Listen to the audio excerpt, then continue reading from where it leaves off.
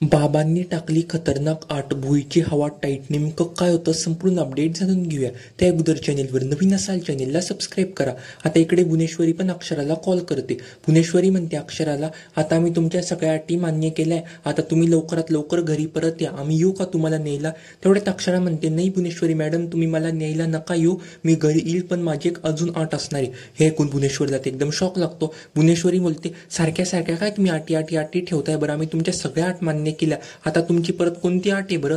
तेवढ्यात लगेच अक्षरा पण म्हणते, माझी ही आट आहे, तुम्ही आपल्या शाळेमध्ये प्ले ग्रुप चालू करा. हे ऐकून भुवनेश्वरीला एकदम शॉक लागतो. भुवनेश्वरी म्हणते, प्ले ग्रुप चालू करा म्हणजे ही अजिबातच होणार नाही. मी शाळा बंद करणार होते, पण तुमची इच्छा होती शाळा बंद नाही झाली पाहिजे, म्हणून आम्ही शाळा चालू ठेवली, फक्त फक्त तुमच्यासाठी. त्या शाळेत आम्हाला 1 रुपयाचा पण फायदा होत नाही, तरी आम्ही ही शाळा चालू ठेवली, कारण तुमची ती अट होती म्हणून. आता ही दुसरी अट तुमची मी अजिबातच मान्य करणार नाही. तेवढ्यात लगेच अक्षरा पण म्हणते, बरं ठीक आहे, तुम्ही माझी ही अट मान्य करू नका, मग मी त्या घरी अजिबातच येणार नाही. आणि मी घरी नाही आली तर तुम्हाला माहिती तुमचं लग्न होईल का?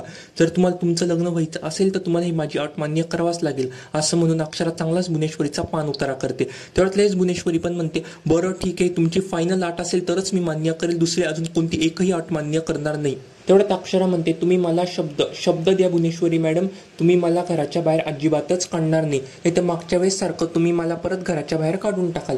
तेवढ्यात लगेच भुवनेश्वरी बोलते, आम्ही तुम्हाला शब्द देतो, आम्ही तुम्हाला घराच्या बाहेर अजिबातच काढणार नाही. अक्षरा म्हणते, पण तुम्ही घराच्या बाहेर मला काढणार नाही कशावरनं बरं? तुम्ही तुमचा शब्द पाळत नाही, तुम्ही तुमचा शब्द मोडतात.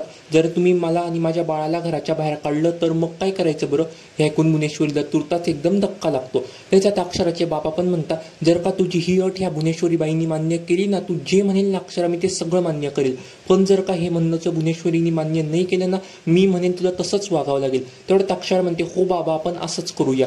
आता भुवनेश्वरी काय बोलावं काही नाही, तिला काही पण एक सुचत नसतं, एकदम तिला टेन्शन आलेलं राहतं. आता भुवनेश्वरी पुढे काय बोलते हे पानं फारच रंजक ठरणार आहे. अक्षरा घरी आल्यावरती 4 वाजता भुवनेश्वरीशी लग्न करतील का नाही, हे पानं फारच इंटरेस्टिंग असणार आहे, कारण की अक्षरा घरी आल्यावरती बाळाबद्दल सांगितल्यावरती अधिपतीचं पण मत भुवनेश्वरीविषयी पलटून जाणार आहे. अधिपतीचं मत भुवनेश्वरीविषयी पलटल्यावरती चारुहासला भुवनेश्वरीशी लग्न करायची अजिबातच गरज पडणार नाही.